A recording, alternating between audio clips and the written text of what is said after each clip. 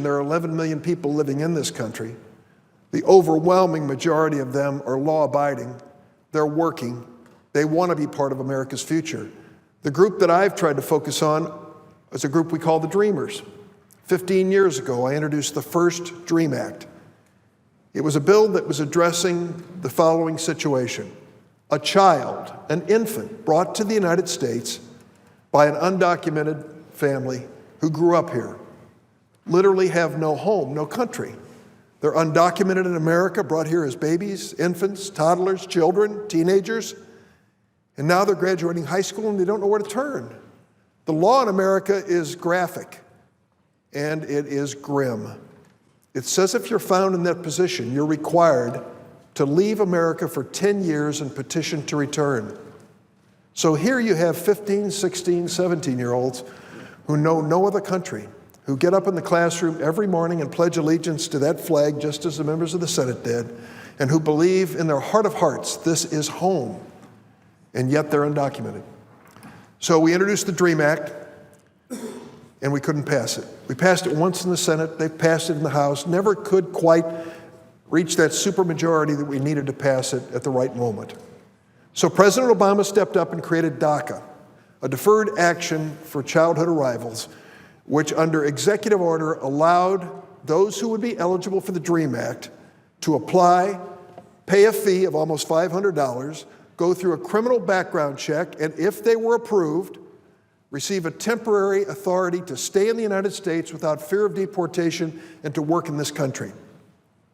As of today, over 750,000 have done that. Now, during the campaign, President-elect Trump said that he would abolish this program. Fortunately, after the election, he had a more moderate position, which I'd like to quote from Time magazine. He said, "We're going to work something out that's going to make people happy and proud." This is President-elect Trump speaking. They got brought here at a very young age. They've worked here. They've gone to school here. Some were good students. Some have wonderful jobs. And they're in Never Never Land because they don't know what's going to happen. That is a very thoughtful, sensitive, and promising statement. I appreciate it. So I hope that the President-elect will keep DACA in place until we have something that can work to succeed it. I want to salute my colleague on the other side of the aisle, Republican Lindsey Graham of South Carolina. He and I have joined in introducing the Bridge Act, which would give President-elect Trump an opportunity to allow these young people to stay subject to the same approval, the same criminal background check, the same filing fee, the same tax liability, stay on a temporary basis until we do our work in the Senate and the House on the issue of immigration. The Bridge Act is also co-sponsored by Senators Lisa Murkowski and Jeff Flake, Republicans from Alaska and Arizona, as well as my colleague, Senator Schumer, the leader on the Democratic side, and Senator Dianne Feinstein. Other Democrats want to join as well. We hope to have a very strong bipartisan bill. In my view, DACA is a lawful exercise by the President. In the view of many Republicans, it's not. The Bridge Act is the answer to both points of view. This is a fair, reasonable way to protect these young people until Congress comes up with better, more comprehensive answers when it comes to immigration reform. Over the years, I've come to the floor telling the story of the Dreamers. It's one thing for a senator to give a speech, put it in a congressional record, but it really doesn't come home until you see and meet the young people I'm talking about. And let me introduce one today. This is Fernando Espino.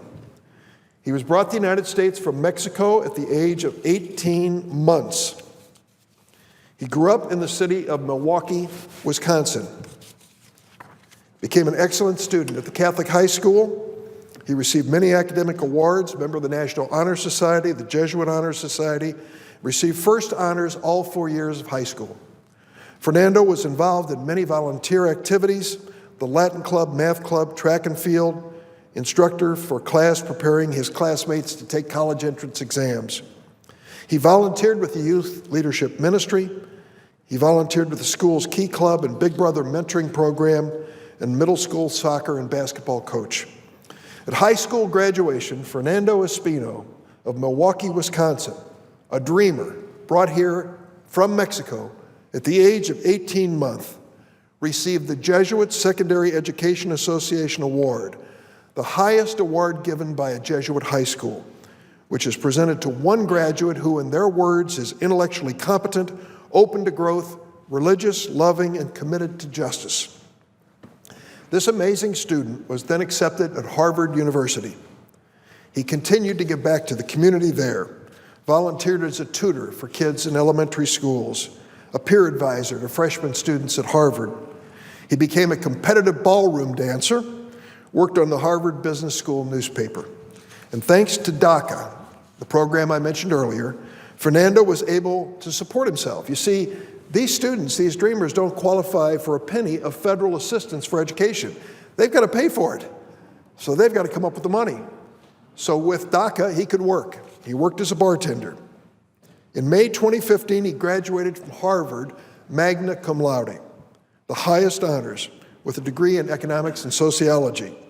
He worked for an investment management firm in Los Angeles and then as a market research consultant in Chicago. He's now preparing to pursue an MBA in business school. He wants to be a leader in a major corporation and start his own company. He sent me a letter. Fernando said, "Optimistic hope is ultimately what I believe makes this country so great. Living as an undocumented immigrant, it is easy to lose that motivating influence. DACA was a refreshing, reinvigorating influx of that very same hope. DACA now allows me to look forward not with doubt, but with confidence that the future is bright." If DACA is eliminated, Fernando Espino may lose his hope. The day after DACA, Fernando Espino will no longer have official legal status. He will not be able to get his master's in business administration, and he could be deported at any moment back to Mexico, where he hasn't lived since he was 18 months old. Fernando and so many other dreamers can help America be a greater nation. That talent, that determination that he brought to his young life is a talent and determination America needs in its future. I hope President-elect Trump will understand this and continue the DACA program. But if he decides to end it, then his administration can work with Congress and make sure the Bridge Act is there as a protection.